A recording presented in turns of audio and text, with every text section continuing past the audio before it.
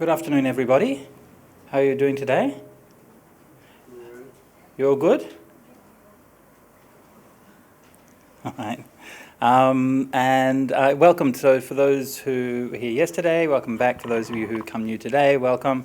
And we'll be continuing our series on dependent origination.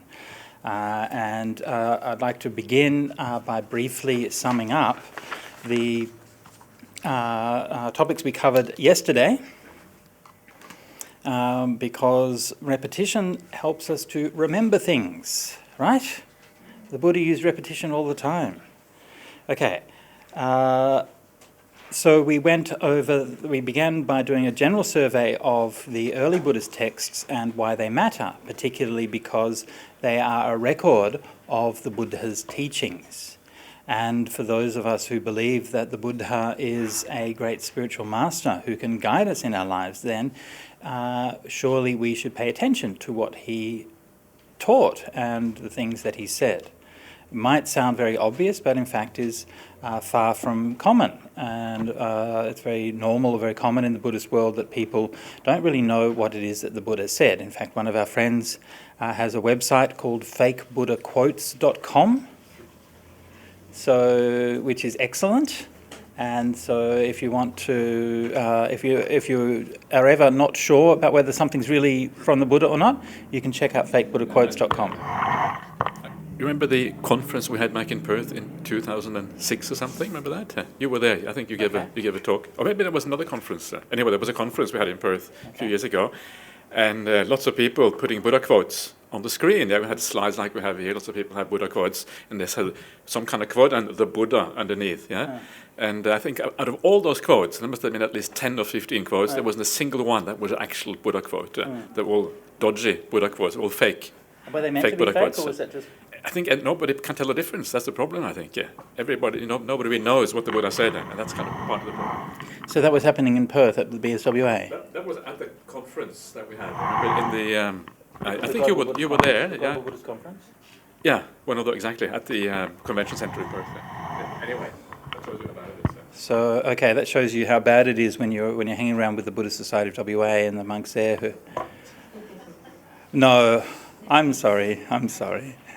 But but here in Sydney, now we've got it right. So...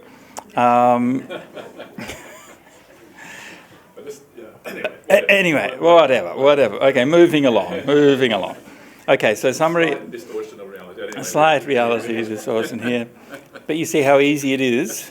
Fake news. Easy it is for the truth. I mean, the thing is, right, how easy it is for messages to get distorted. I mean, we know this. We know it happens all the time. We know it happens even when people are acting in good faith, even when they want to remember it and they want to know what you're saying.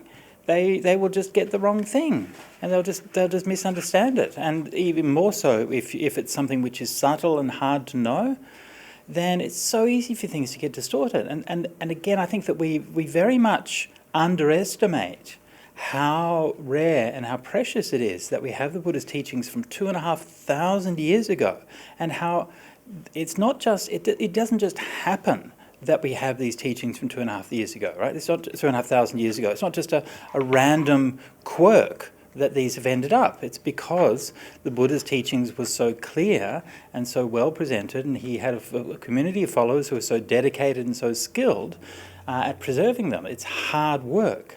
And I think sometimes we can take it a bit for granted.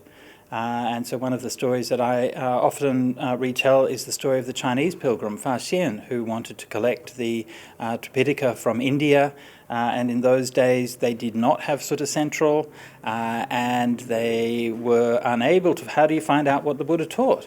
So he had to walk across the deserts of Central Asia to find his way to India to get the scriptures. And he said that for part of his journey, the only guide to the path was the bones of the former travellers who had walked along that road. Okay, so that's how hard he tried to find the suttas. So these days, what's our excuse? Anyway,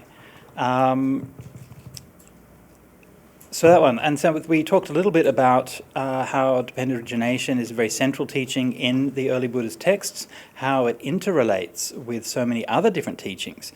We gave a brief summary of the 12 factors of dependent origination. We showed its relationship to the second and third noble truth.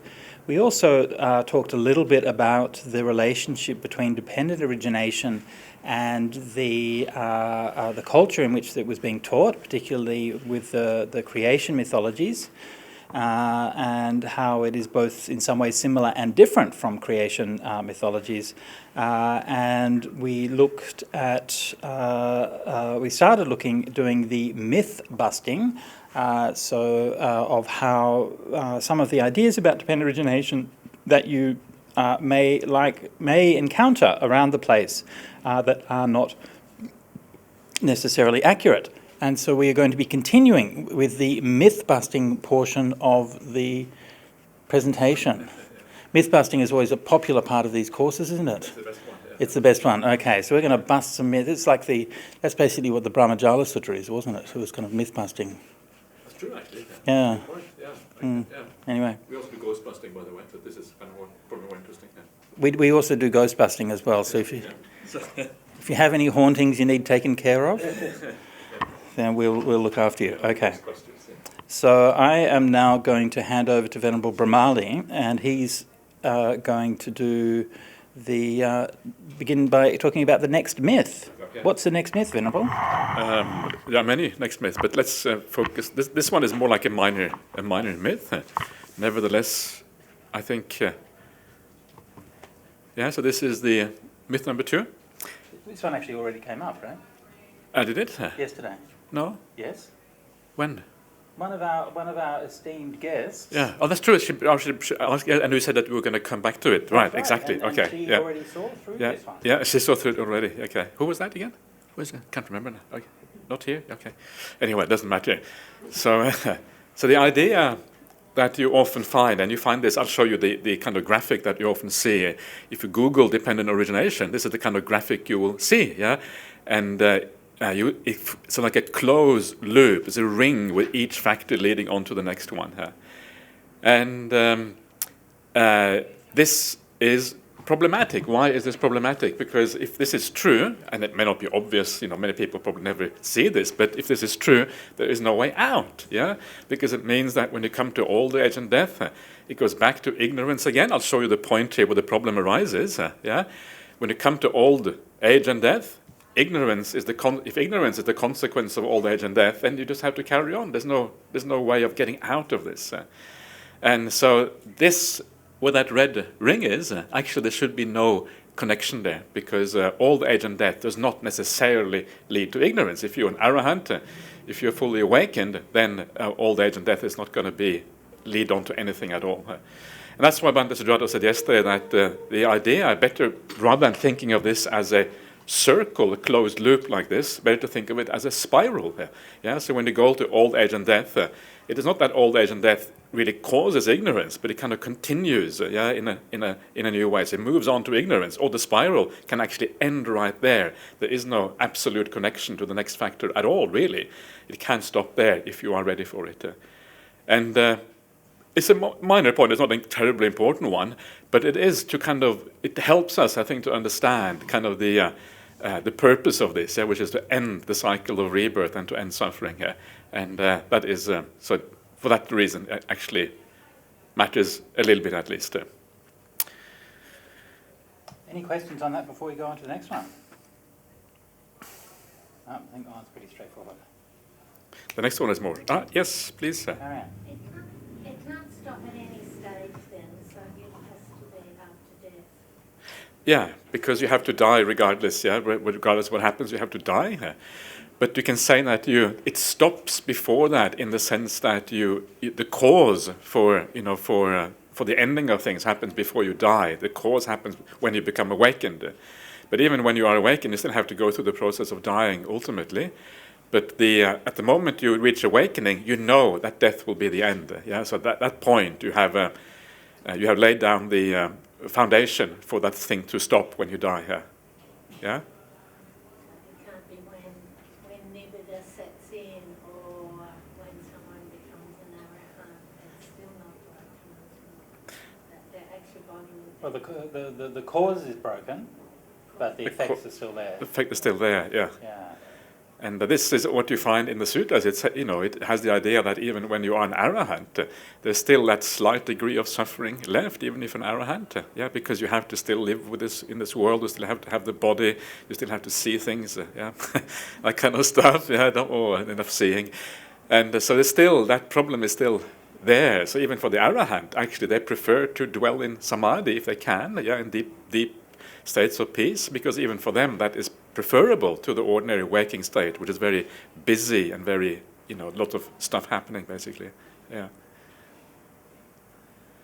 I have a question there too, Bhante. Fitting in last night what we were talking about, the context of craving for existence. I forget the actual wording that was used, but like what it was about, pardon my interpretation. It was about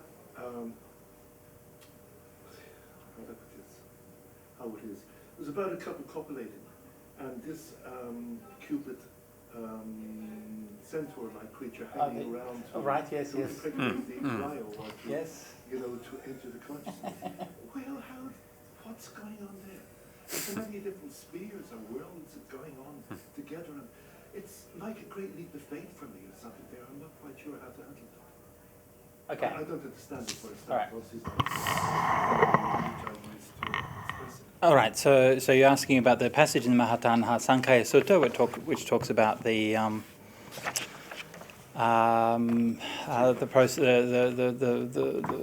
factors of birth. And we sort of talked around that a little bit, but the first thing to understand is that this isn't a Buddhist explanation of birth, it's a Brahmanical explanation of birth. Okay? So it's found in the Maha-Asalayana Sutta. I think that's right, isn't it? Maha-Asalayana Sutta? Yeah, I think you showed that over. Yeah, and so there has basically the same thing which is spoken in that context by some Brahmanical rishis. Okay, so clearly from the Buddhist point of view, the Buddhists aren't trying to say that this is something that the Buddha discovered. Clearly the texts are saying that this is something which is an accepted view in the culture at the time. All right? Yeah. So when the Buddha accepted things from the culture at the time, then he did so usually by adapting the meaning. Right? So he wouldn't just do it uncritically. He didn't just take things on board because somebody else said it, but he would always sort of critically analyse it and reframe it and look at it in his own way. All right? Okay? So I'm just making sure that you're with me each step of the way here. Okay? So we're good with that? So then when we talk about it in the context of dependent origination, you essentially have the three factors there. One is the mother, the father, and the Gandhabba is present. Okay? So it uses this word Gandhabba. Now, as I mentioned yesterday, the word Gandhabba is used in a wide variety of senses. And the meaningful connection between those senses is not readily apparent purely from the Pali texts because it occurs too rarely and in too few contexts.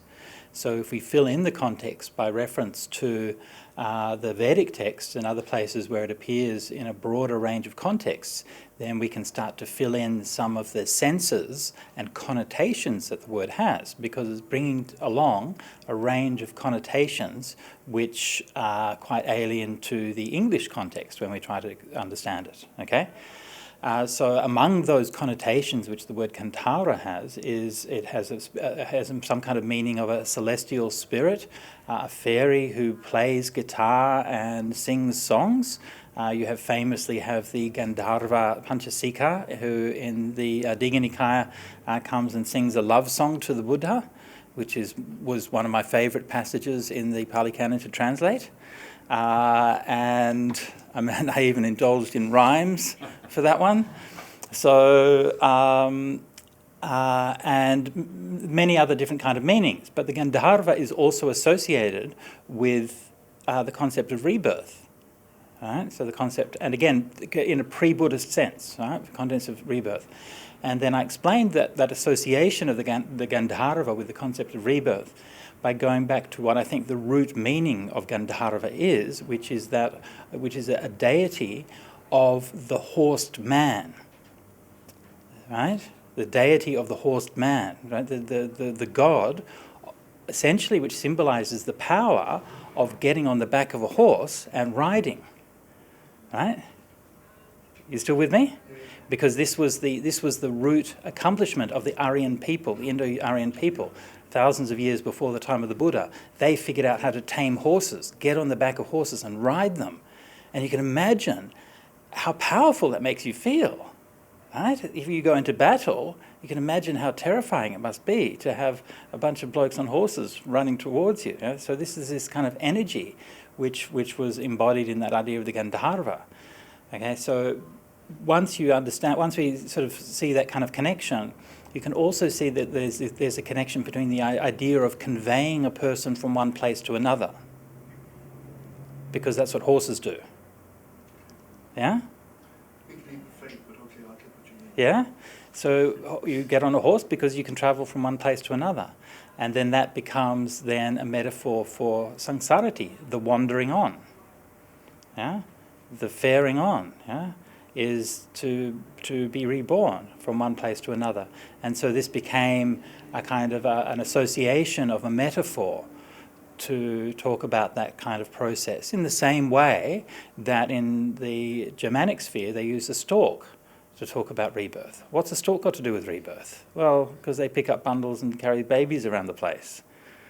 Well, I don't know, but there's presumably that there's some kind of reason behind that. But these metaphors get kind of ingrained in the culture in a kind of deep way that has a set of connotations and associations. And that's why when you just see, all we see is like a few bits and pieces where it pokes up, you know, and there's actually like an ocean underneath of all of the different meanings and connotations, and we see bits and pieces and we can't see how they connect. Like an island with some hills poking up and we can't see that there's an island underneath it. Anyway, so this is somehow that the Gandharva conveys this sense of some kind of being or conveyance of a being from one life to the next. So when the Buddhists took that Brahmanical passage talking about rebirth, and they always explained it, and that consistently throughout the whole Buddhist tradition, they explained that Gandharva in that context means consciousness. Right? So it's not understood as being some kind of man on a horse who's standing there next while the baby gets conceived, but it's just a word there for the consciousness, but in a sense the consciousness as being conveyed from one life to the next. Does that make sense? Yes. Yeah, I mean, it's a fascinating kind of web of ideas and, yeah, it's a web of ideas and connotations, yeah. I always think there's something like the Immaculate Conception. You brought up as a Catholic, like a great leap of faith. Nothing like that. No. It's not, hopefully not. Hopefully not. That's highly immaculate, yeah. Thank you. Highly immaculate, rather. What have we got? Oh, here we've got my translation of the thing. You can expand that a little bit. Panchasika song. So this is the more conventional how a Gandharva operates. But even here you can see that the concern of the Gandharva. Well, he's kind of sexy, really, and he's like singing this kind of song. So he's again associated with fertility and all of these kinds of things. Yes. Anyway. The second verse there is quite remarkable. As sweet as a breeze to one who's sweating, or when thirsty, a sweet and cooling drink. So dear is your shining beauty to me, just like the teaching is to all the saints.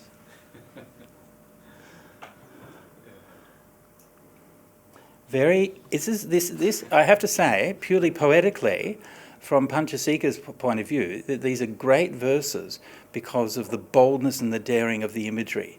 I mean, who would dare to do that, to stand in front of the Buddha and compare his love to the love of... I don't care whether it happened, I'm just talking about the poetry. Did it happen? Did it happen? Yeah. Is this, is it... Well, you would have to ascend to the heavens and ask Panchasika, go up to the 33 realms. Yeah. Anyway, circles. Good. Questions? No? Good. Thank you for that. Let us continue. Okay, so I think the point about the rebirth process is that the Gandharva is just the idea of a Gandharva is part of the Indian culture. Yeah, but in Buddhism, actually, it's consciousness that goes from one life to the next one. And that is actually quite an important point, because one of the, the fact that when someone is born, it comes from something in the past, actually has some very significant things come with that. And one of the things that, you often hear people say, they say, well, should we have a child or not in the present world where there's so many problems with climate change and all these kind of things? Is it responsible to kind of to bring a child into this world? And the answer is, well, you don't bring a child into this world. The child brings itself into this world. There has to be a presence of a consciousness there. There has to be a craving to arise. And that person is going to be reborn, whether if it doesn't happen through you, it's going to be happen through someone else. Yeah. So that whole idea of us bringing a child into the world is actually not really a Buddhist idea. The question should rather be, do I have something extra to add to a child which will make their life become better? Do I have some spiritual qualities or other personal qualities that may improve their life? And then it might be appropriate to kind of to have a child there. So it's a different way of thinking about things, and kind of adds an extra dimension. Okay. All right. So, with 3? Go on. Are we ready? Yeah? Let's do it. Let's do it. Okay, this is a scary one. Do you want me to do it, or do you want to do it? I'll do it, and then you add, because you have lots more to say about this than I do, because this is your area of expertise. Is that a good idea? No. No? Yeah, okay. go on. Yeah, okay. So, this is one of those very important myths in Buddhism. This is something you will hear from many people, especially people who are scholars, people who are expert in this kind of area, especially people who have a philosophical background, like Bhante Sujato here. He doesn't say this, but he, that kind of background.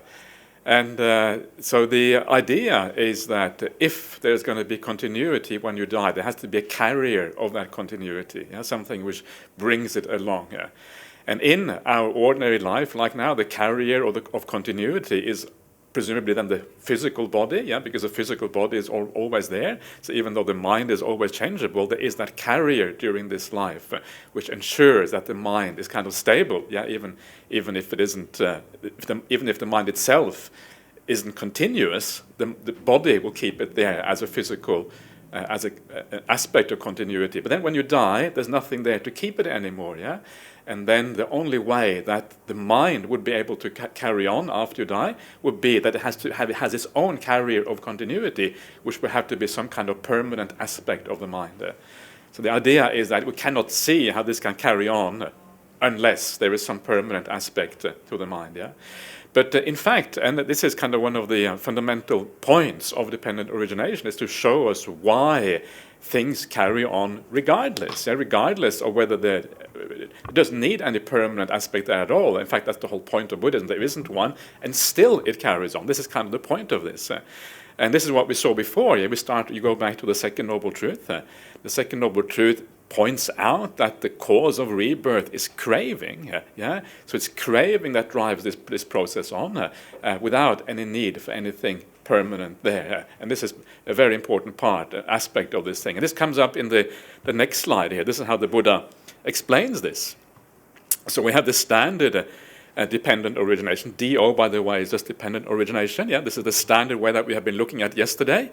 This is just an extract. You have ignorance, choices, consciousness, name and form, the 6 sense fields. And you see the 3 in red there are kind of the area of focus right now. So this is the standard way. But one of the ways that this is explained in one of the most famous suttas on dependent origination, which is called the Mahanidana Sutta in the Digha Nikaya, number 15, it goes like this instead.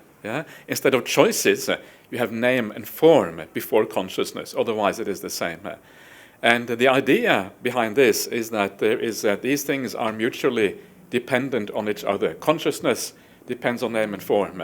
Name and form depends on consciousness. They support each other. We'll kind of look at this more in detail later on. But they support each other like 2 sheaths of reed, standing up like this. Like you can imagine 2 things. Is that dangerous or what? Okay, that's the idea anyway. They support that should be fine. That should be fine. So if this doesn't work, we have overturned dependent origination once and for all. So that's going to be... Just if you bring that water bottle here... Wait. Don't. It's dangerous enough as it is already here. No? Yeah, it's already... Okay, you get the idea. If only if it was that easy to talk about. Exactly. If it was only that easy to talk about, that's exactly right. So these things are mutually dependent. They support each other. Yeah, and that is precisely what makes the Buddhist teaching so revolutionary, because the idea prior to that in Hinduism, and maybe we shouldn't kind of too much, was that consciousness was supposed to kind of liberate itself from name and form, liberate itself from all the other aspects of existence. Whereas in Buddhism, instead of saying liberating from it, it points to the Buddhist reality that these things depend on each other. There's no such thing as an independent consciousness. There's no such thing as releasing consciousness from the rest of the world. That consciousness depends on its very existence. On the rest of the world, here called name and form, if you like.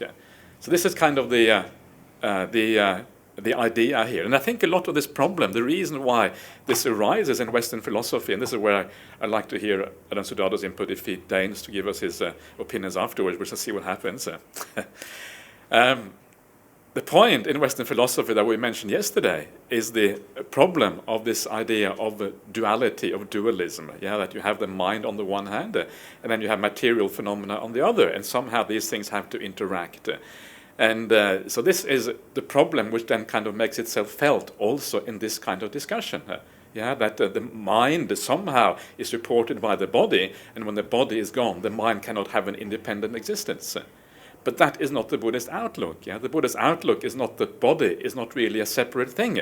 So to give you an example, when you die, according to the Buddhist ideas, you have an alternative body, which would be called a fine material body, which basically is the same as this body.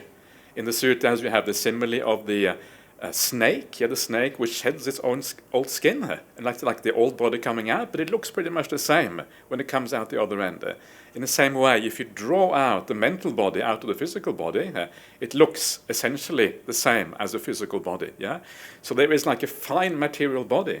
So in Buddhism, there is no absolute distinction of material phenomena on the other hand and mental phenomena on the other. These two are very closely interrelated, and even when you die, you bring certain material phenomena with you into your new life and into the new existence. There is no absolute distinction between these things. Ultimately, everything is experience. And because everything is experience, even material phenomena are experience, that difference, that distinction they made is not really valid from a Buddhist point of view. So when you die, what happens is not that you are separated from one reality completely and move on to a mental reality. What happens when you die is just that there is a break in the continuity of that particular existence. But the break in the sense that you move to a different life and a different rebirth. So things kind of change dramatically. That's what I mean by a break.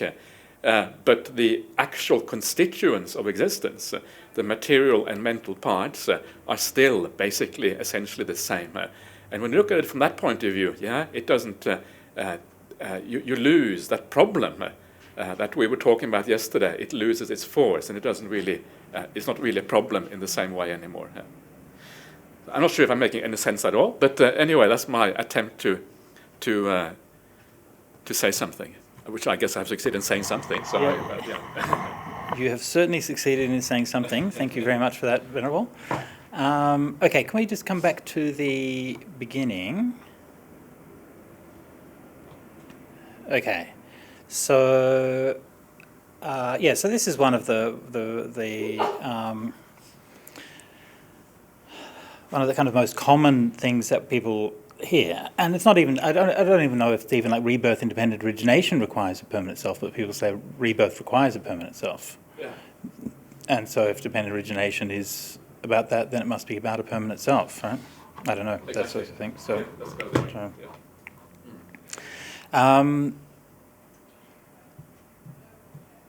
to understand this, I think we need to begin by interrogating what we mean by a permanent self and what role that has to do with rebirth. Now, in the time of the Buddha, the Buddha often treated the philosophies available in his day in two camps. One he called the Eternalists, who believed in an eternal soul that would live forever. The other he called the Annihilationists, who believed that this life was the only life, and then when we die, that's it. And we can see, obviously, that these two kinds of philosophies are still very prominent today. And most people in religious spheres, apart from Buddhism, believe in some variety of eternalism. There's many different varieties of it, but they usually believe that there's some kind of self or soul that survives death and will live eternally, either in a blissful state if you get it lucky, or else not, if the other thing happens. And then you have the annihilationists who think, no, we're just a body, then when we die, that's it, we're finished. And the Buddha always positioned his teaching as a middle way, and he said it's a middle way that avoids these two extremes. It's not an eternalist teaching, and it's not an annihilationist teaching. And he positions this as, he said, in what way is it not either eternalist or annihilationist? Because he teaches by the middle way, which is dependent origination. So all of these things that the Buddha is talking about is precisely an explanation of how the Buddha avoids falling into either of these two extremes, how he avoids being eternalist and how he avoids being annihilationist. And the whole of dependent origination can be understood as an explanation of that.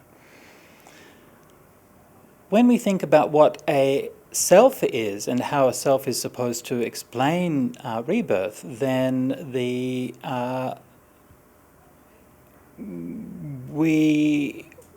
idea of a self comes back to a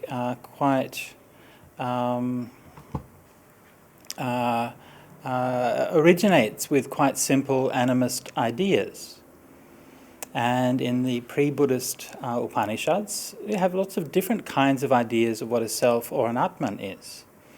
Sometimes the Atman is said to be like a little man the size of a thumb who lives in your chest.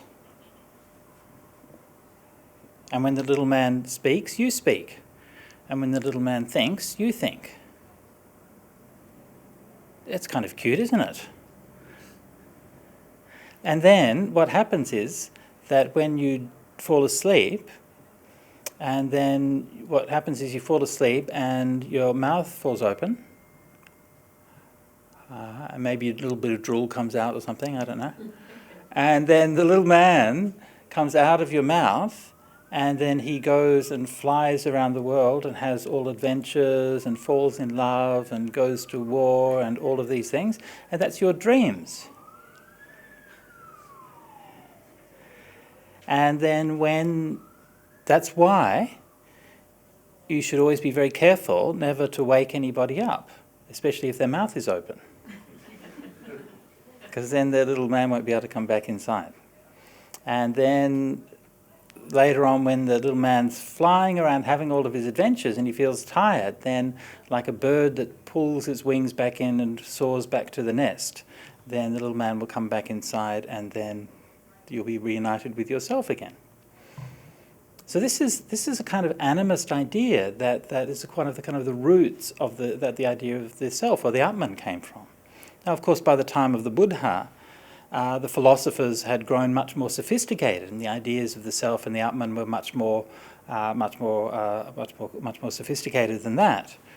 But it still retains something of this kind of idea that the Atman is like that little person inside you. And so the idea of the Atman explaining rebirth then is a fairly simple one, that when you die, then this Atman, this little man inside you, goes on and gets reborn somewhere else. And maybe you're a more sophisticated philosopher or whatever, and you don't think of the Atman as a little self, but you think of it as a little man, but you think of it in a more of just an eternal soul or something like that. It doesn't matter too much from a philosophical point of view. The basic idea is that there's a part of you that represents your real, true, eternal essence. And when you die, then that will go on and be reborn. And so this is how the idea of rebirth is explained. And this is why I think that kind of explanation of rebirth has a certain stickiness. I think it's some kind of an intuitively obvious idea. Yeah, it's an intuitively obvious idea that there's part of you dies and then part of you goes on and gets reborn. But the problem is that that the process of rebirth is itself impermanent. The process of rebirth is bound up with craving. The process of rebirth is conditioned. How can the Atman, which is not impermanent, which is free of suffering, which is free of all of these things, how come it gets involved with this process of rebirth? What is it actually explaining? What kind of explanatory power does this theory have? So one of the best similes for this was given, I think, by Bhante Gunaratana many years ago. And he said that the self theory is like sending a fax. So most of us probably still old enough to remember faxes. And what happens when you send a fax? You have a piece of paper, and on the piece of paper you have some information, some text, and some of my beautiful doodles that I've doodled here. They're nice, aren't they? No, they're not. Okay, moving on. So, and you put that in the fax machine, and the fax machine. So what happens? Right? Then the fax machine on the other end prints out a copy of this document. Right? So how does that work? Well, in a self theory, that there's a little man who lives inside the fax machine, and when you put your thing through there, he memorizes it very well. And then he runs down the line to the next fax machine and then writes out a new one. That's the Atman theory. That's how rebirth happens. Yeah? Is that how fax machines work? No, it would be a major human rights issue if it was. Can you think about that? It'd be terrible, all those poor little men living inside the fax machines. No. What really happens is that there's a process involving energy and patterns.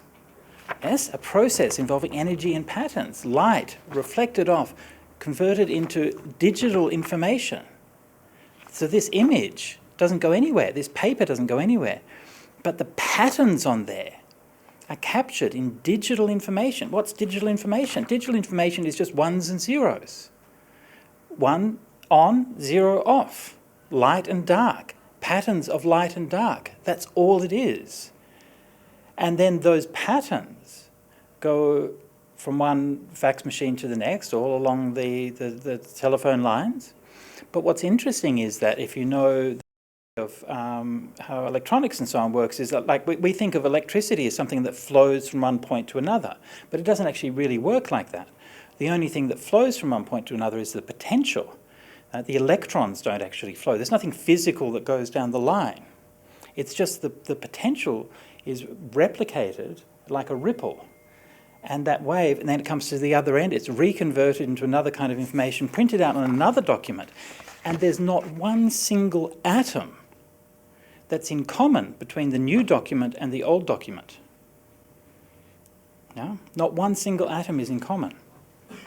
And yet the other thing that's interesting about that metaphor is that what you see is never really the same, because the copying is never perfect.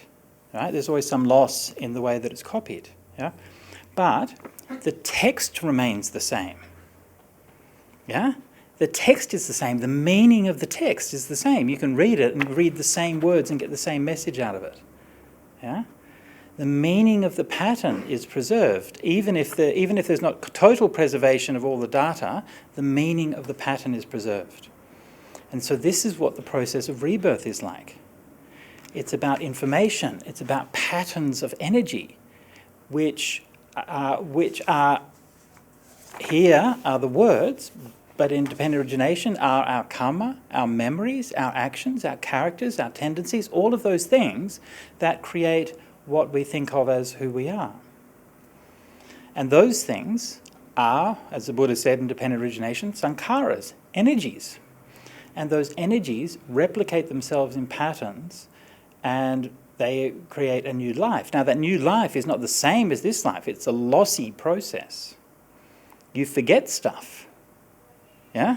You forget stuff, depending, right? Same thing with the fax machine. You might have a good quality transmission and lose hardly anything. Or you might have a crappy transmission and lose a lot, yeah? So it can vary. That's a sort of function of the quality of the process. But you usually lose something. Certainly in the human realm, you usually lose most of the memory of that. But you still retain something, yeah? Your karma. A lot of your personality and so on might still remain. And so there are still influences from that past. And so this is that simile of the fax machine. And what it shows is that not only is it possible to explain rebirth without a self, it's necessary. Because explaining rebirth with a self doesn't explain anything. All it does is give it a word that sounds like you're making an explanation. And I should add here that this is not just a Buddhist idea, but even some of the Brahmanical philosophers who followed the Buddha also agreed with this. And they stopped using the theory of the Atman to try to explain rebirth because they realized that the Buddhist critique was actually right. They still believed in the Atman, but the Atman was something which is beyond rebirth and didn't explain rebirth because they realized that the Buddhist critique was actually correct. It really couldn't be used to explain rebirth because you can't use something which is permanent and eternal to explain a process that's impermanent and conditioned. Yeah? So, that's that. Is that right? Sounds good to me. Yeah, I don't have any problem with that. But one of the things that you said in there, which I think is interesting, is this idea that it is intuitive that we have a self, that's something permanent inside of us. But it's actually, I would argue, it's much more than intuitive. It's also our experience is that there is often a self. We have the experience, like when you talk about dreaming, and perhaps a more obvious example would be lucid dreaming, where you have a feeling that you actually are in charge and you do leave your body, and then you are, out doing your own thing. And recollection of that particular experience will be much more like you can be independent of the body, and that the real self leaves the body for a while, then you come back again. It's more powerful than just an ordinary dream if you have a lucid dream. Also things like near-death experiences, out-of-body experiences could very easily, actually not easily, they would be interpreted as a self leaving the body, and then you get this kind of dualist ideas. So it's not just intuition, I would argue that actually this would be based very often on real life experiences. That's not what I meant by intuition, by the way. Okay, yeah. Anyway, but it doesn't matter. But the point is that this kind of, for most people, it would seem obvious that we have a self, especially because we have the delusion to begin with, and you will project that delusion onto that process, and you will say, well, the self is going somewhere. There was. Yeah, I mean, but that is a good point. But it also all of those experiences are also subject to the same critique. Sure. Yeah? So again, I just want to kind of hammer home this point because it's something that people a lot of the time don't. I'll come to the question in a second. A lot of the time, people don't really sort of think these things through. For example, think about a near-death experience. All right, the classic near-death experience, right? You're sitting on there in the hospital bed. No, I'm dead, and you're like, this is supposed to be bad, but actually it's good, and your soul, or whatever it is, floats up from your body. Just think about this. Floats up from your body and look down, and you see down your family, everybody's crying, weeping. Yeah? And then you're thinking to yourself, well, you weren't crying for me when I was still here, was I? Were you? No, you probably weren't thinking that, sorry. But you're beginning to think now, if you're me, you'd probably be like, I wonder if I can do some really fun hauntings. see if I can jiggle this bottle off the edge of it. Anyway, and you're floating up to the ceiling, and then the way that people think about it, right, is that they would think, oh, this is my soul, which is floating out of my body, and my body is there behind. But stop and think about that for a minute. Whatever it is that's floating out of your body, it has a position. Right? It exists at a certain point in space because you feel that it's coming out of the body. But if it's immaterial, how can it have a position? Position is a physical property. And something that's immaterial can't have a position. Right? And then you think it's seeing things. But sight is based on perception of light waves, which is a physical property. You can't see something without having eyes or something physical that is going to interpret those sights and that light in somehow. There has to be something there, even if it's purely just energy or something that we don't know. There has to be some physical dimension to that can interpret those things. And so the way that those experiences are described actually can't be immaterial. It could be what in Buddhism we call like the fine material, as you were talking about before. So a fine material may be an energy body or a subtle body or something like that. And we don't really, in Buddhism, we don't really kind of define that with a lot of clarity, but we have this kind of idea that there is this kind of subtle body. So that kind of energetic process, and yes, that can affect light or it can have a position or something like that. But it can't be something which is purely immaterial. So this idea of an immaterial soul is something which I believe, and I believe this. These were actually sort of ideas which I developed when I was studying philosophy, is even long before I became a Buddhist. Was that these ideas of immaterial soul, the way that people talk about it and think about it, are quite incoherent from the beginning.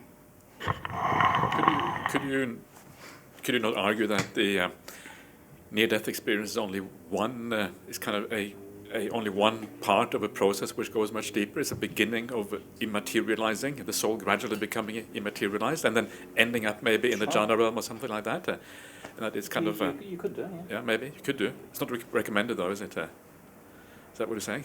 No. Well, yeah. Yes, you could make that kind of argument, but then the thing is that the near-death experience is invoked because it's there, because we have accounts of it.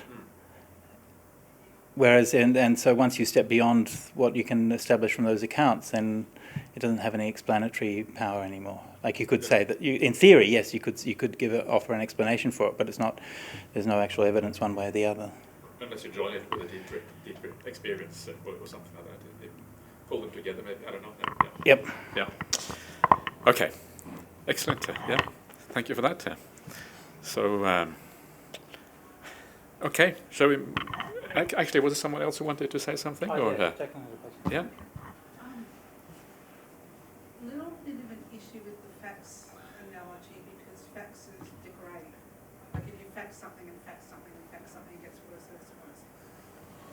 And if we're on the Buddhist path, we're in the process of purification. So it's kind of like who's doing the proofreading, who's doing the fixing up and making sure it looks better and fixing the typos and all that sort of thing. Right. So that's kind of like one thing I was thinking when you were talking. But my idea is, and I'm happy to be corrected, is why the whole idea of, to me, the permanent soul or self is it is the same core that never changes, going on and on and on. Right. But consciousness, as far as I understand, is impermanent because it can be changed over our lifetime, kind of like we are the sum of our experiences. Yeah. The actions that we make in the karma changes the consciousness. Is that? Absolutely, yeah. Yeah. Yeah, so and Yes. Yeah. and again, so the idea is that in Buddhism, rebirth. But when we say we talk about rebirth instead of consciousness, rather than in terms of a self, it's not purely a linguistic difference. It's not just a distinction without a difference. It's a meaningful difference for precisely the reason that you just said there, because consciousness, we can see consciousness, and we can see that it's changing. And rebirth is just another change of consciousness. A bit more drastic, but basically it's the same thing. And that's why in dependent origination we can observe what's going on now and we can infer to the rebirth process, because it's just another version of what's happening here. It's not that there's no kind of metaphysical reality that supervenes at a certain point. It's just a variation in the same state. So that point you made about the facts is deteriorating, fair enough. Any metaphor has its limits. We could say that what happens is that when you get that fax in this life, that you can either touch it up and improve it through doing good karma, or you could fold it up, stick it in a drawer, and let it get mouldy and so on. And then by the time you die, it's going to get worse. So we can either do one or the other, I guess. Might be pushing the metaphor a little bit too far, but yeah. It depends on the paper that you use to The paper, yes. You have acid-based paper that after a while you've got no acetate in your thing. You see how it loses the text. But if you use proper acid-free paper, it will keep the I remember that paper, yes. It was bad, wasn't it? All right, let us... Next one, what do you reckon? Yeah, sure. Okay, let's go. Yeah. Yep. Okay. Go on. Okay. So yeah, I think the idea with the facts is actually, I think that's part of the point, that it fades. Yeah, because that's kind of the whole point. The point is that actually your identity and who you take as does change over time, so it's supposed to fade, and you're not really supposed to touch it up. In fact, you swap out the text a little bit, you write something else in there instead, and actually there's continuous change going on with that fact. So maybe the idea that it fades is a good, actually fits in with the whole idea of this process. Yeah. Anyway, let's move on to the myth number 4. So this is the dependent origination is stopped between feeling and craving. And the idea here is that it's quite a common thing in Buddhist circles, meditation circles in particular, the idea that you focus on feelings in your meditation life, and you focus on feelings, and then the idea is then to have enough mindfulness so you don't crave or you don't have aversion to the feelings that arise. So in other words, you stop the craving from happening through mindfulness on those feelings. And by doing that, you are kind of gradually eliminating that craving until eventually it is gone completely. This is kind of quite a common understanding of the process of meditation. Simply by being aware of the feelings with very clear mindfulness, you don't allow craving to arise. And then eventually through kind of carrying on with that process, eventually it stops craving and it stops rebirth, and suffering stops as well as a consequence of that. But one of the points about dependent origination is that that is not really a sufficient thing. It is actually a very important thing. The idea how we deal with feelings and to reduce craving is a very important part of meditation practice, because that is how you purify your mind. That's how you enable samadhi to happen, all these kind of things. But the whole point of dependent origination is that we have to go back further to the very starting point, which is avidya and ignorance.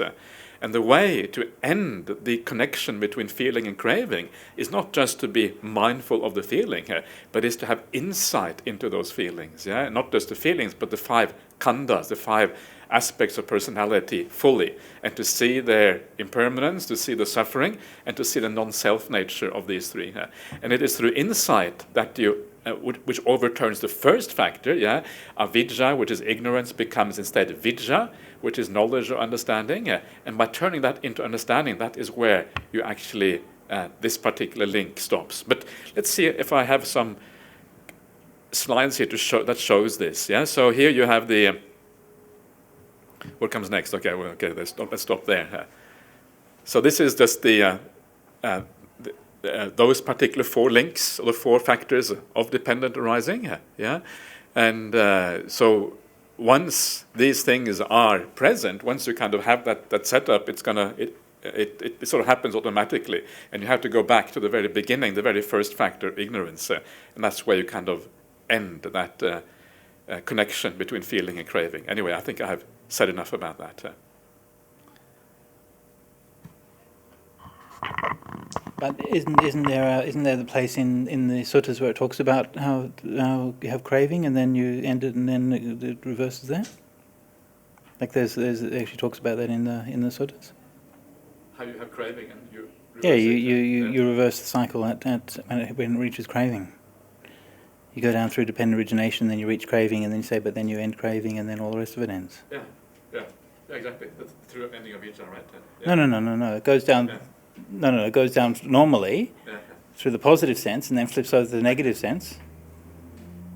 I was going to mention to this before when we were discussing it, but then I thought I would spring it on you when we did the class, because I would. Okay, that's more interesting. So which sutta is this? Let's see the sutta. Have you got the sutta? I'll have to look it up. So you go and do that. Okay. Okay. Excellent. Okay. So myth number 5. Misconception number 5, if you like. And this is when dependent origination is used to support the idea that everything in the world is interconnected. And it's a very kind of common idea. Yeah, the idea is kind of warm and fuzzy idea. We're all kind of connected together in one way or another. And of course, on an ordinary worldly level, it's true. Yeah, the world is very interconnected. What we do here in Australia, especially now when you have climate change and all of these kind of things, it shows that we are interconnected in a very deep way. And because it is true for climate change, actually it is true in many other areas of life as well. So the problem is not so much the idea. The idea that things are interconnected, obviously, is very useful. Yeah, and it helps us to have more compassion for the world and the other side of the world, and etc., etc. The problem is when people invoke or they take the idea of dependent origination as a instance or as a way of showing that things are everything is interconnected. But that is not the purpose of dependent origination. The purpose of dependent origination is to show a very particular kind of conditionality. And this is the kind of conditionality we're talking about. It's called specific conditionality in Buddhism. Idda pacayata is the Pali word. And it means something like this conditionality. In other words, conditionality with this one particular cause, one particular condition having a particular effect. And this is what we see throughout this sequence. So how, in essence, how does ignorance lead to rebirth? Through the 12 factors. That is what this dependent origination shows. It doesn't show a general idea of conditionality. It is not a conditionality that you can apply to everything in the world. Yeah, it is basically restricted to this particular field or this particular area. And the idea here is that there are these particular conditions that we're talking about. They are very specific kinds of conditions. Yeah, they're not kind of any kind of conditions. These are, we'll talk about them later on, but they are can be summarized as what we call can be called necessary and sufficient conditions. They can be summarized as. These are very particular kind of conditions which shows that one thing must by necessity lead to something else. Yeah, or if one thing is missing, then the subsequent factor is always also missing.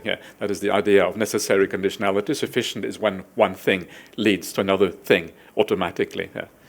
So, so this is kind of how it is expressed in the suttas. This is this idea of specific conditionality. When this exists, that is. Yeah. In other words, when there is ignorance, then you're going to have the second factor, which is choices.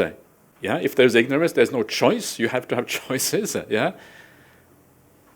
So there's no choice in having choices. So when there's ignorance, you have choices. When there is choices, there is going to be consciousness in a certain way. Exactly how that is, we're going to look at later on, etc., all the way to suffering. And if you summarize that, you can say that if there is ignorance, you're going to have suffering. Yeah, suffering has to be a result of suffering. If you contract the whole 12 factors into kind of one link, which you can do, because this idea of something happening because of the previous one, it goes for each link. So when there's ignorance, there has to be suffering all the way through. With the arising of this, that arises. Same idea again. Yeah, when the arising of ignorance, there is the arising of suffering. Yeah. And then you have the reverse, which is also follows from this idea of specific conditionality. If this thing does not exist, that other thing cannot exist. Yeah, it is a necessary condition. It is the thing depends on something else. And if that condition ceases, then the factor following will also cease as a consequence. We'll talk more about this idea of conditionality later on. This is just to give you the idea that this talks about not only a very specific kind of conditionality, but also a very specific sequence of factors that actually works through this. It's not a kind of a general idea that can be applied to all aspects of life. Am I making any sense to anyone? Am I just talking, you sure? Yeah, okay, great, yay, I'm really happy about that. Sometimes you talk, you have no idea whether anyone really to me it makes good sense, because I'm saying this, but I'm not sure about anyone else. Is there any comments or questions about that, or complaints, or anything like that? Please don't have too many complaints now. Just as a sort of to drawing upon that is that that there's a difference between understanding a thing and then using a thing for an example or for a metaphor or for something like that. And so obviously dependent origination, we can use it as to infer and to explain in different kinds of areas, but then that doesn't mean that it's not about something. And we do the same thing with all kinds of ideas. You might think of something like, say, the theory of relativity, and people think, well, the theory of relativity is a physics theory that has a specific application to the behavior of bodies as they approach the speed of light and so on. And then you can then infer from that and talk about, well, things are relative and things are not absolute and so on. It's not actually what the theory of relativity is, but you can use it to draw it upon. And so we can make a distinction with dependent origination that Buddha was actually talking about a topic, and dependent origination is to explain that topic, namely, how does rebirth happen without a soul? And we can apply similar principles in different areas, but it's not the same topic. Yeah. I think it's unfortunate that it is called dependent origination, or you can actually call it conditionality or something, but you shouldn't kind of use that name, because that name has kind of has a trademark on it. It's kind of abuse of. We should pay royalty before they use it. Yeah. Maybe if they pay enough royalties, we'll accept it. Is that right? Anyway, maybe not. Okay, we might not do that. Okay. Probably not. Yeah, unless you have some dodgy Buddhist organization which sells ideas like this, but.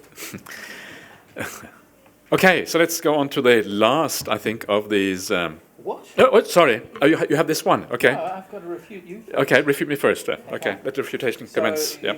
Can you open up to the central? Can. Yeah. Okay. And Do I? Okay. Oh, I'm getting nervous now. What's going to happen? Okay, so where are we going here? SN 12.43. SN 12.43. Let me just take this down a little bit. Just open up the search. At 12.43? Open up the search. Don't question. Right, SN 12.43. Don't even have to capitalize or anything, just 12.3. Go. Bingo. Please connect to the internet. Okay, well look, in my defense, like Steve Jobs did text demonstrations and they didn't work sometimes, so what, is the internet not working? What's happening? No, it's just your ideas are not working. That's the problem. So just 12.43, yeah? You see? Yeah. I know, yeah. So this is the problem. Oh, sorry. Anyway, all right, there you go. Suffering. Oh, it's that suffering. Oh, that's why. That's why. Yeah, it's all about dukkha. Okay, so what are you trying to say here? What am I trying to say? Yeah, what is you trying to say? I think what the Buddha is trying to say. Yeah, what are you trying to what are you trying to convey through the? Okay, so anyway. You were saying that dependent origination can't. You were saying that dependent origination can't be stopped at craving. Yeah. Whereas here, what is the ending of suffering? I consciousness arises dependent on the I and sights. The meeting of the three is contact. Contact is a condition for feeling. Feeling is a condition for craving. When that craving fades away and ceases with nothing left over, grasping ceases. When grasping ceases, continued existence ceases. When continued existence ceases, rebirth ceases. When rebirth ceases, old age and death, sorrow, lamentation, pain, sadness and distress cease. That's how this entire mass of suffering ceases. Yeah, this is the ending of suffering. Booyah. So refute. Okay. So that's good. Yeah. So you reckon you have refuted my doctrine, do you? I've refuted your doctrine. You reckon so? Okay. I've refuted your doctrine. Okay. You have to retire now. You have to leave the ring. Because this is all about winning and losing, isn't it? Of course it is. Yeah. Absolutely. So let me counter-refute your refutation here, because yeah. So that's a nice one, isn't it? So can you see? Have you seen up there? This is what he was just reading out. Yeah. What the ending of suffering. So I consciousness arises dependent on I and sights. Yeah. You got it up there. The meeting of the three is contact. This is actually a very standard way that dependent origination is phrased in the sutras. And then from the contact you have feeling. Yeah, like we've seen before. This is the standard explanation. Feeling is the condition for craving. That's another argument we're going to have later on. So just kind of preparing the ground for the next argument. When that craving fades away and ceases, when nothing left over, then the rest ceases. Yeah. So the idea here is that for that craving to cease, you have to end avidya. You have to end the first factor of dependent origination. And that first factor is felt, experienced as craving coming to an end. Yeah? This is what is going on here. So what is happening here in between that link of feeling and craving is that you practice the path in the right way. You have a profound state of samadhi, a jhana state, or whatever it is. And then based on that, you have insight into those feelings. That insight into those feelings then ends the craving, and that's why you have that stopping between those two right there. So it doesn't actually say how the stopping happens. Yeah, it doesn't give the information, but that information obviously is found by exploring the suttas elsewhere and then kind of drawing the inference that this is what happens in this particular case as well. So that's what I claim to be what is happening here. Yeah. So I You're trying to make, I know you're trying to make this fun for everyone, but I know you also happen to agree with me. Yeah. So that's so we're just to not. Please. So I think this is an important context, because this is in fact the kind of passage that the people who do make that argument are drawing upon. Right, this is what they're looking at to draw that, yeah. And I think that's as you said, that one of the problems here is that it's easy to look at one passage or another passage and then to interpret it out of context. But one of the things about the Buddha's teaching is it does have a holistic quality to it. Yeah. And this is what you showed yesterday with the fact that dependent origination emerges out of the Four Noble Truths. Actually, all of these different teachings are showing you the same thing from a different perspective or a different level of detail or something like that. Yeah. And so we can't look to one teaching where things are phrased in a slightly different way and then take it that this is somehow changing everything about the teaching, right? The point of this teaching is not to show us that ignorance is irrelevant and we don't have to consider it, right? That's not the point of this. The point of this is to emphasize the significance of analyzing our sense experience and understanding that. You know? And so it's that particular thing. So again, I think this is something that I think both of us learnt. I think really both of us probably learnt this from Ajahn Brahm via that kind of statement that he quotes a lot from Venerable Nyanaponika. That when Ajahn Brahm went many years ago to Sri Lanka, he visited the old German monk who was there, Venerable Nyanaponika, who's Bhikkhu Bodhi's teacher. And the advice that he gave him about understanding the suttas was, he said that don't take a small or marginal passage that appears to say something different and then use that to then refute the mainstream teachings which are told dozens or hundreds of times throughout the suttas. And sometimes it's very tempting to do this because in our minds we want to discover something new, and we want to, no one's noticed this before, and we want to sort of think, we've got a new way of seeing things and so on. But the fact is, boring as it may be, that these texts have been around for 2,500 years. And the chances that you're going to discover some great new revolutionary thing is pretty slim, to be honest. And so that doesn't mean that we can't have some creativity and imagination and so on. It doesn't mean that everything's been learned. But it does mean that, especially when it comes to the major important ideas in the teaching, that we should be pretty slow to assume that we've sort of found something that nobody else could find, or to make some kind of breakthrough that nobody else discovered. Like an non-desire instead of impermanence. Exactly, all of that kind of thing. So,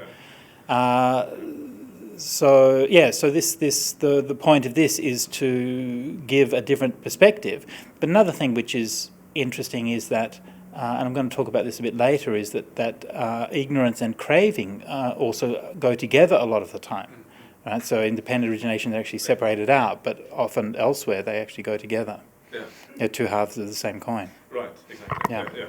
Yeah, I think another example of what you're just saying now is the study that you did on the Satipatthana Sutta, which I think is a very interesting study called the History of Mindfulness, which is a bit of a tough read for a Buddhist beginner, but it's a wonderful piece of research, and that is based on exactly the same idea. You don't understand Satipatthana by reading the Satipatthana Sutta alone, because that's only one sutta, it's only one discourse by the Buddha. To understand Satipatthana practice, you have to read all the suttas that are about Satipatthana and then draw out the conclusions from that instead of focusing on one sutta. But if you look at kind of modern Buddhists, very often that's what they do. They rely entirely on one sutta to explain the whole process of meditation. Because of that, they lose sight of the larger picture that we find in the suttas. So, for example, in the Samyutta Nikaya, which are the connected discourses of the Buddha, you find how many suttas on Satipatthana? Over 50 suttas, on 70 or 80 suttas. so, that many, yeah, okay. 70 or 80 suttas on the practice of Satipatthana, which are the core kind of ideas of meditation practice. And you can really only understand Satipatthana by taking all those into account, and other suttas. There are many more suttas as well. Anapanasati Sutta is a very important one to understand Satipatthana, and there are a number of suttas in the Anguttara Nikaya, the numerical discourses. Yeah, so there's kind of a broad range of things that you need to look at to really understand these things. But anyway, I'm getting a little bit sidetracked now, so maybe we come back to where we were. So let's see if microphone is slightly annoying, but. So far we have like Brahmali 1, Sujato 0. No, I don't think so. I'm not so sure about that one. I think it's more Brahmali plus Sujato equals 3, I think. Something like that.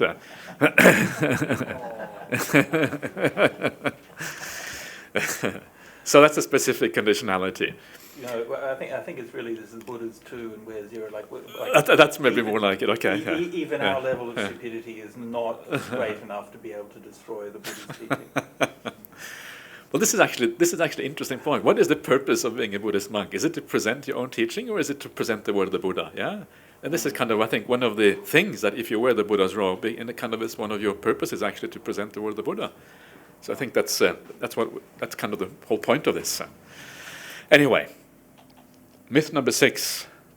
This you should really talk to this one because this is the trap you might fall into, or you know, is that true? What? I don't know. Okay, dependent origination is too intellectual. Is that true? Does anyone think it's too intellectual? Does anyone agree with that idea, or is it? Yeah. Yeah. Okay. One in agreement. Anyone against? One against, and everyone else. Thank you. So, I'd like to qualify my yes by saying that the way it's treated is too intellectual, and that it is often kind of off-putting because it's treated very theoretically and kind of like is used to talk down to people about Buddhist concepts, and that people can't understand it because it's too refined or something like that. So it's the presentation kind of that often is a problem, but so maybe we need to read it differently to take something out of it which is useful, basically. Yeah, exactly. I think that's exactly pretty much where we're coming from. So these are some of the reasons why I personally don't think it's too intellectual. Yeah, the Buddha taught it, and this is kind of significant. Yeah, if the Buddha taught it, there must be a reason why he taught it. And otherwise, he wouldn't bother if it was too intellectual. We know one of the things the Buddha says in the sutta is everything I teach is basically, the purpose is for freedom, is for understanding the Four Noble Truths, for the elimination of suffering. Everything is about that. It's about the path, essentially. So if the Buddha taught dependent origination, it is because it has a purpose in that context of liberation from suffering, not because it is just a nice intellectual, philosophical idea. Often, some people sometimes claim that Buddhism is a philosophy, but I would argue that it is more like a psychology. It is about how to develop your mind. I would call Buddhism a psychology rather than a philosophy. Maybe you can draw philosophical conclusions out of it if you look carefully. Certainly, the history of Buddhism is certainly an idea of trying to philosophize the Buddha's teachings, but really it is a psychology, it's a practical path, how to develop your mind. So dependent origination really falls into that context. So how does it do that? And well, it by, I think, in two ways. Sometimes I think you need to have a certain kind of broad understanding that satisfies you of how the world works. Sometimes it's not enough to be taught by somebody, just be kind and meditate and you'll be fine. Because somehow you need something more satisfying to kind of put things into a context. So sometimes you need a little bit of a broader framework to be satisfied with these teachings. And I don't know, that's kind of the way I work anyway. I wouldn't have been satisfied with someone coming and telling me, okay, sit down, shut up, and watch your breath. And that would have been, okay, fine, and just do it. It has to be explained to me in a way that I can make sense of why I should shut up, yeah? Why I should watch my breath, why I should be kind even, why should I be generous, yeah? I don't want to be generous, I want to these are my glasses, keep your hands off, thank you very much.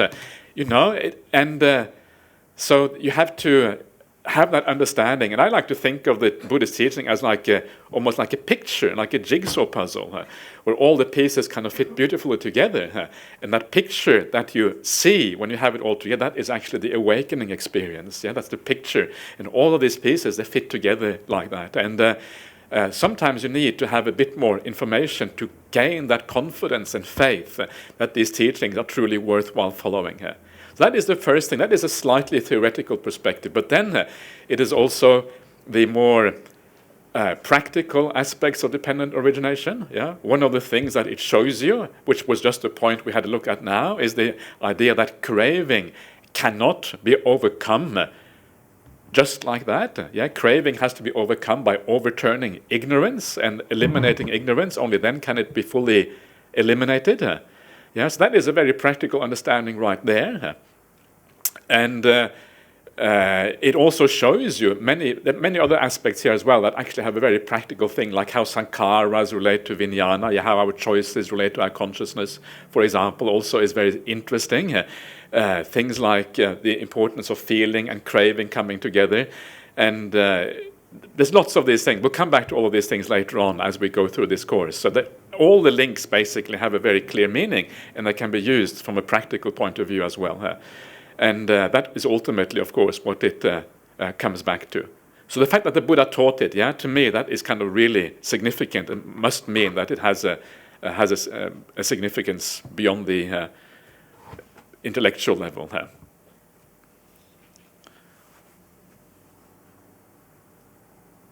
Yeah? Okay, yeah, okay, good. Yeah. You can argue against my yeah? Okay, thank you. I'm beginning to sweat here, even though I'm not, this is anyway, it gives an overview of existence, what existence is really about, how it works, how it perpetuates itself, how the idea of ignorance is self-perpetuating through the rebirth process, and how it all functions. How this drives you on. It's kind of interesting. You have this within dependent origination. You have this psychological process going on. That psychological process is the process of, especially how feeling gives rise to craving, which gives rise to grasping, and then gives rise to existence. And that is really the psychological process, which kind of is the engine that drives the rebirth process. Yeah? So it's fascinating how our inner psychological life drives the rebirth process in samsaric existence. And this is what this dependent origination shows, in a sense, is that the connection between our inner psychology and then the process of rebirth itself. So it gives a beautiful overview of this process of existence.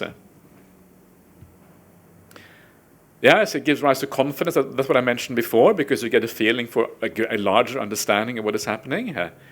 And it is also practical in the sense that the links, once you understand them, you also understand what it is that you have to do. So my conclusion is that if it is the problem, I think Venerable Kaliko is right, that the problem is more with how it is presented than with the actual teaching itself. Actually, had a better understanding of dependent origination when early on when I first discovered Buddhism, and monks were teaching it using the picture of the circle, and various links were shown through illustrations. And that made a lot of sense to me. It was kind of taught very, very well. They went around the circle and used pictures to show what was happening. And that really helped. But when I started reading, people talking about dependent origination, it started to get a bit more confusing, a bit more abstruse. Well, next time we will bring you on board as a consultant to help us have a nice picture. I think many people are. I think, who isn't, though? I mean, we all are to some extent. So, yeah.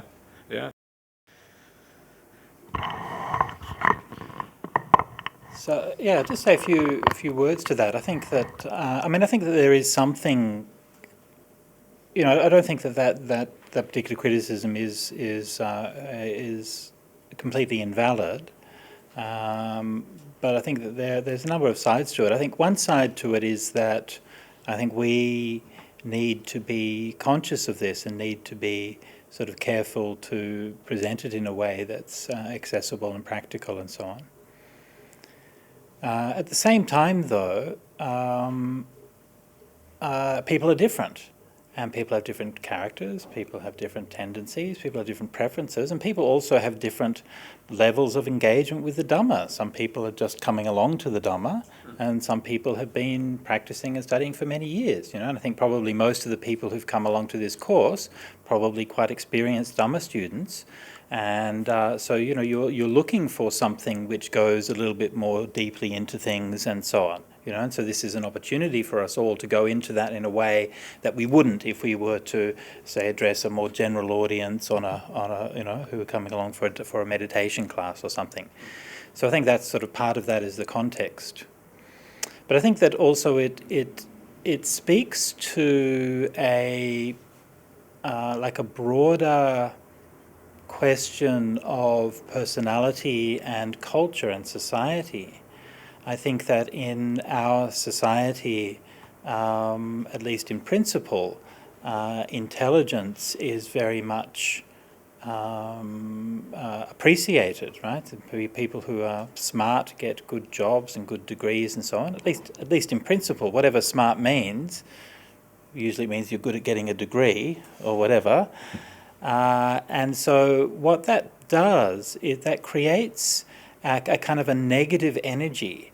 And this is what Nietzsche talked about. He talked about resentment. And it sort of creates a negative energy that the people who sort of fall out the other side of that feel a kind of resentment for the people who are doing those things.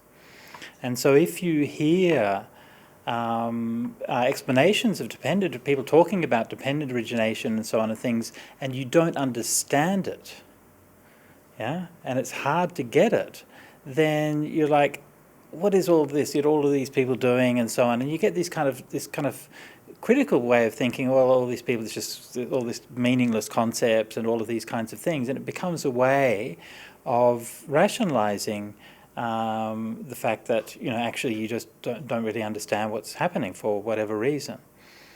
And so that kind of tendency, it's something which. It's something which is a very kind of natural and normal part of a human psyche. Right? It's not something which is necessarily kind of wrong or bad. It's just how our minds work. And I think it's important for us to understand that people are different, and that people who come with different backgrounds and different expectations are going to learn and thrive through different ways. And some people are going to thrive through a more intellectual understanding of dependent origination and through explanation of the whatever Pali linguistics and philosophical comparisons and all of those kinds of things, which I personally enjoy. And somebody else is going to find that very boring. And that's okay. So we need to find ways of presenting Dhamma that's going to be suitable for those different characters. And when people find ways of presenting Dhamma that's suitable for those different characters as they go along the path, then they will learn to appreciate other aspects of it. And so you find this happens in both ways, that you might find somebody who is a very kind person, a very generous person, and so on, and they think, oh, that's enough. I don't have to study lots of suttas and those kinds of things. All I have to do is be kind, and then that's good enough. Okay, fine, good on you. But then as you go further, then maybe an intellectual curiosity awakens and you want to learn and understand more. And the opposite might happen as well. Like somebody might have a purely philosophical interest in Buddhism, to hear about dependent origination, they want to study it from that point of view, and then it might take them some years before they figure out, oh, maybe I should try being nicer to people. That might also be helpful. So people have these very kind of different paths. And so I think sometimes it's okay to accept that that there are these different perspectives and to honour that, because people are starting from where they're starting from, and so we should try to be able to reach them with something that's going to be meaningful for where they are, and hopefully which is going to draw people on to a richer understanding. But at the end of the day, having said all of that, at the end of the day, the reality is that the human mind has emotional aspects and it has cognitive and intellectual dimensions. And our spiritual path has to address and satisfy all of those different aspects. And we can't have a spiritual path that fails to address an intellectual dimension. That's not the whole of the spiritual path, but it is part of it. Yeah, and that is, I think one of the interesting things about the word saddha in Pali is that it actually encompasses both of those aspects. And this is how it is quite different from the equivalent word in English. The word saddha is often translated as faith into English. But actually, it's not really an adequate translation, even though I appreciate that Bhante Sujato translated in that way, because it's hard to find an adequate translation. But the other side of saddha is confidence, yeah? And confidence is really more like a satisfaction that these teachings are true, and that is more a cognitive thing, a more intellectual thing. Yeah, you are satisfied, you read the Dependent Origination and think, well, this is really profound, this really makes sense, or whatever else it might be, and you feel satisfied in that sense.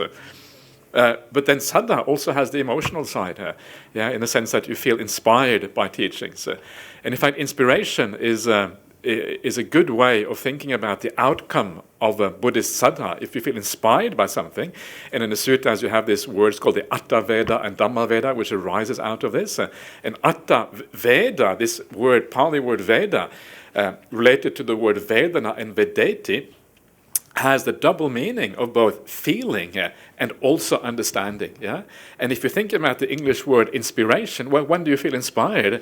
Well, you feel inspired if something both makes sense, in intellectual level, but also inspiration is also a sense of uplift. Yeah, when you feel inspired, you feel yay. You feel a sense of positive feeling about what's going on. And that is how the kind of connection between the word saddha in Pali is very closely related to this idea of inspiration, whereby you feel both intellectual satisfaction, but also you feel a sense of emotional uplift at the same time. So two things coming together. And so this is kind of one of the, I think, very important differences between the idea of faith in Buddhism and the idea of faith in other religions like Christianity. With faith is a thing that you have regardless. It doesn't matter if things make sense or not. That's kind of irrelevant. Whereas in Buddhism, the idea of faith always comes from things making sense. Yeah, these things go together. These are not separated. So in Buddhism, as you grow in the Dhamma, as you grow in your understanding, faith and wisdom always come together. They are not separable. They are two sides of the same coin, which is very, very different from what we are used to in the Western context and Western religions, where these two are sometimes almost opposed to each other. But in Buddhism, they go together, and that's why it's only when you have perfect insight into the teachings, when you become a stream enterer, that is when you have perfect confidence or perfect faith. Yeah, they are two sides of the same coin. Right view as well, again, the same thing. Insight, vidya, all of these things, they actually grow and they come together. To me, that is a very kind of classical Buddhist thing, the idea that faith and wisdom are conjoined to each other. They're two sides of the same coin. It's a very kind of Buddhist idea and very different from how we are used to think about these things, especially in the Western kind of context, in the Western world there. Okay. So that is the last myth. Any more comments on this? On the myth? Any myths we haven't touched on? Any kind of extra myths you want to bring up? Any points we've mythed out? Very good.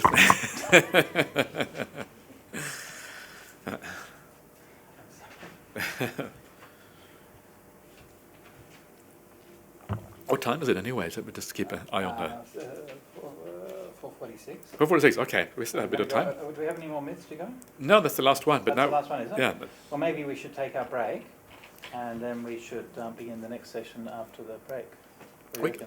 Okay, next thing's going to be on the conditionality and dependency here. Yeah. Yeah. What do you reckon? Okay, let's do that. Yeah. I have just checked if it is ready. Oh, okay. Okay, no, okay, everyone. That's a good don't point. Panic, don't That's a panic. good point. Thank you, Yeah. Deepika. Yeah. Okay, let's continue. We don't want to stress the tea people out. They were stressed out yesterday enough. Okay. No, it's not there yet, It's not here. Oh, okay, we keep going. You go. Right, go. Next one. Yeah. Okay. Conditionality and dependency. Okay. Yeah, please, Sorry, Adrian. I just wanted to ask about the, that myth about the interconnectedness. Yeah. Is that that's more from the Zen tradition? I've never heard it in the Theravada. Yeah.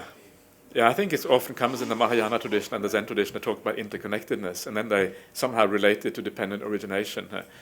And then maybe they have some grounds for that. I don't really know what kind of scriptures they rely on, to be honest with them. There may be some scriptures that they have where that actually is an acceptable interpretation. But I think from the early EBT's, early Buddhist text point of view, it is not really, it doesn't work. Yeah.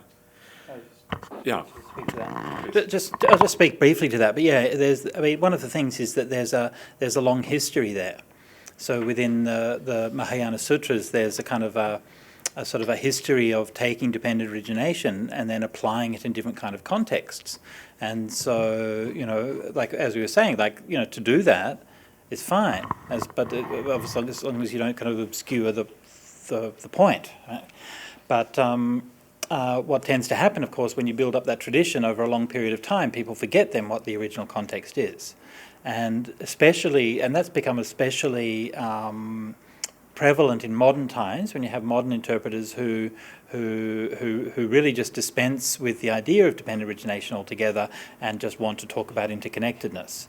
And that's become I think you find a lot of it in people like Thich Nhat Hanh, and then through that to different kind of Western interpreters and so on. And again, I think that it's just important it's just a matter of having some clarity. To talk about interdependence is important and meaningful, and to talk about dependent origination is important and meaningful. And there are important and meaningful connections between the idea of interdependence and dependent origination, which we can talk about, but they're not just the same thing. Yeah.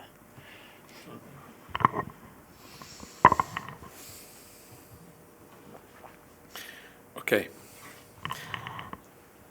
So let's talk a little bit about the idea of conditionality. Yeah. So we have seen at the beginning, we had a quick look at the 12 factors of dependent origination, starting with ignorance, avidya at the beginning, going to choices, consciousness, name and form, 6 sense fields, contact, feeling, craving, grasping, existence or continued existence, as Sujato has it, rebirth, and then death, old age, death, and suffering. Yeah? So these are the 12 factors.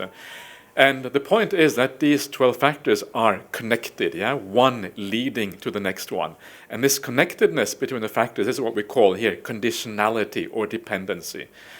And both of these words are important because they show 2 different ways that these factors are connected with each other. Conditionality is one way, and dependency is a slightly different way. Or that they're different terms. They can mean the same thing. It really depends how you use them. So what we thought before we start looking at each of the 12 factors, we want to look a little bit at the basic idea of conditionality, so you understand the overview, how these things actually connect with each other. That's kind of the idea behind talking about this now, so that we have that background when we start talking about the individual factors in the series. And not sure what the next thing says here. What does it say? Okay, so this is what we saw before, When there is this, there is that.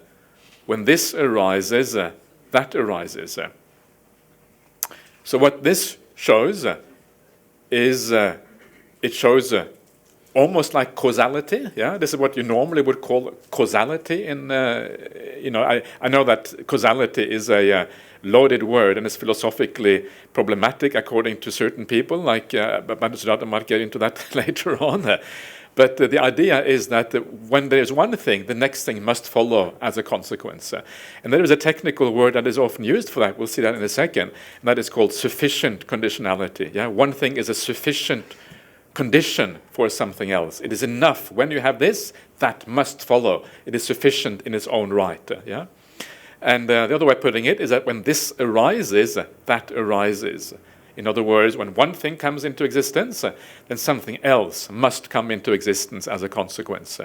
So let me give you an example just to make it a little bit more clear. Yeah. So when there is this, so if a feeling arises in a person, craving tends to arise as a consequence of that feeling. Yeah, you feel it feels nice. Yeah, something feels good, and you think, "Yay, this is it."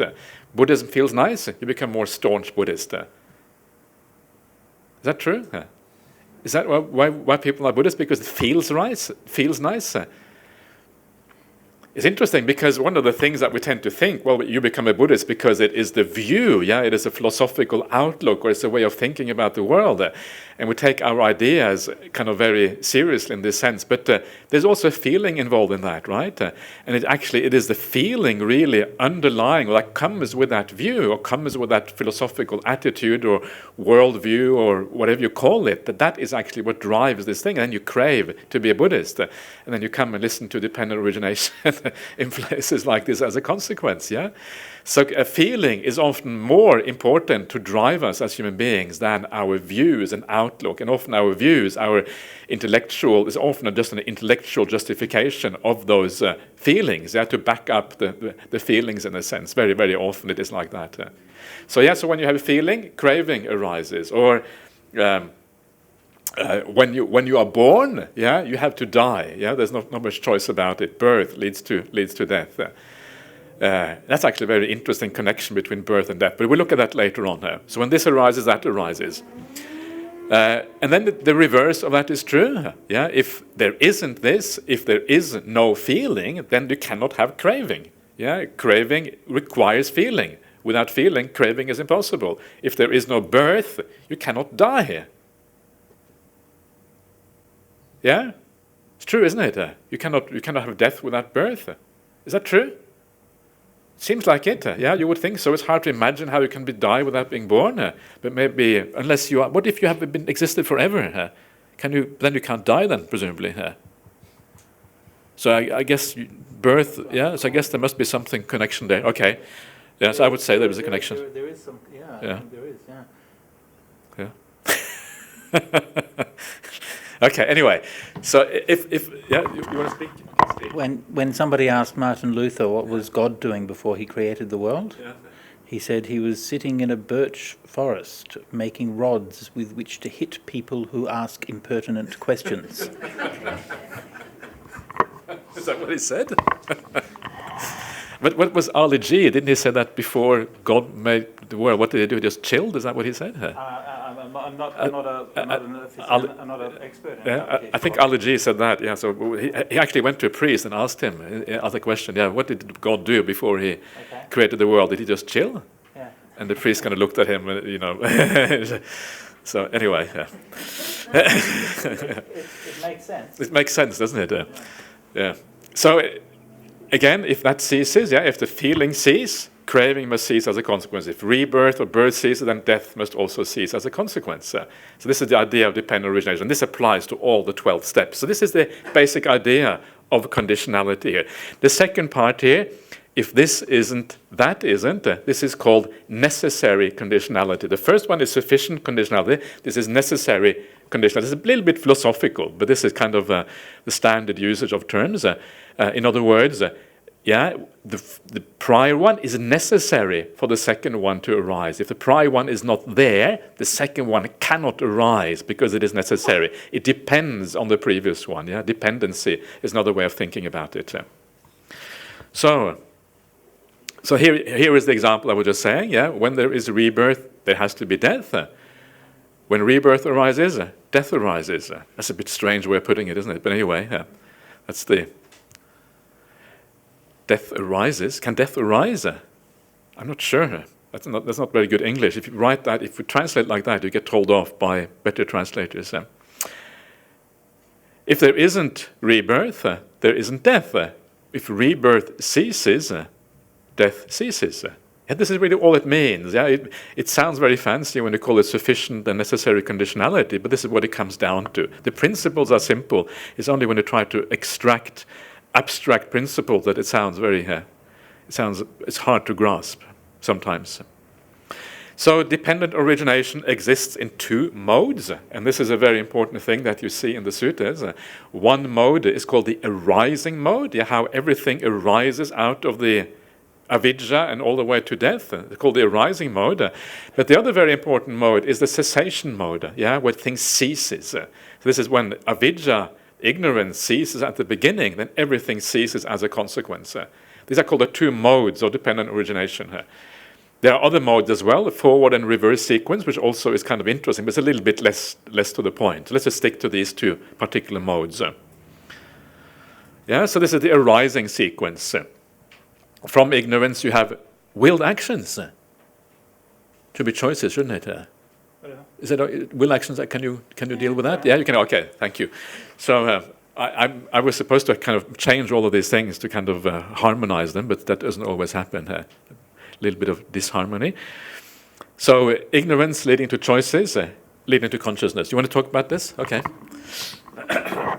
Actually, it's good to have different translations.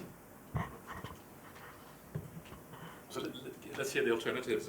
Well, because each translation will capture a part of what the original is. So actually, it's good, and we shouldn't standardize too much on the same translations. People sometimes say that different translators should always try to standardize their terms and things like that. But I actually think that it's better to have diversity. But within, when I'm doing my translation work, I want to keep it consistent within my system, because then people can search it and they can know that it's the same term applying in different places. But if you read another translator, then they're sort of looking at it from a slightly different point of view, and they'll emphasize certain slightly different things. So when I translate it as choices, my emphasis was to try to write it in a way that would make sense to somebody who is not a Buddhist philosopher or linguist, who could read it and say, oh yes, you make these bad choices and then bad things happen. And you can get, that's the main point that it's talking about there. Now, somebody who's a Buddhist philosopher might want to say, well, I want to see the philosophical connection between the use of the word sankhara in that context and sankhara in another context, and sabbe sankhara anicca. And that's perfectly valid to want to see that, and you can try to find a rendering that's going to keep consistency with those two cases if you want to. And that's a perfectly valid approach to take to translation. So just sort of making this point that for myself I have my preferred renderings, but I think it's the same with any translator. Like the people who have the strongest views about translating of things is usually not the translators, because the translators are painfully aware of the inadequacy of all of the choices that they've made. Yeah.